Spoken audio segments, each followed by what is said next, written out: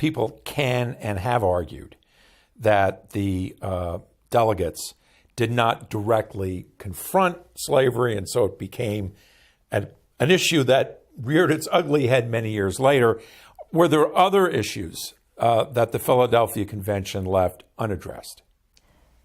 The Constitution of 1787 said nothing about who is a citizen of the United States, which is intriguing, particularly because, according to the Constitution, the president must be a natural-born citizen, senators must have been citizens of the United States for a certain amount of time, members of the House of Representatives must have been citizens for a certain amount of time, but the Constitution never says exactly who is a citizen.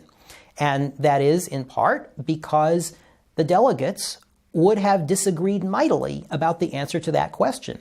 In some northern states, free African Americans, free people of African descent, might have been considered citizens in 1787. Southern delegates would have objected mightily to that. There was, in other words, no shared national definition of citizenship, and therefore no way to write that into the Constitution. We don't see that happen until the 14th Amendment, which is ratified in 1868 after the Civil War.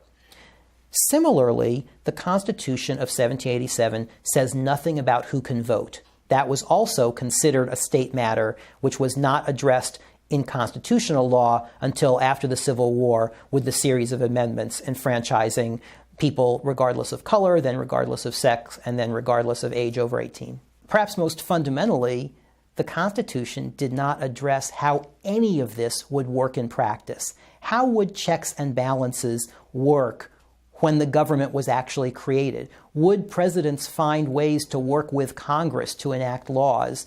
Would Congress try to impose its will upon presidents? None of this was decided in Philadelphia in 1787. All of it was worked out in practice after 1789.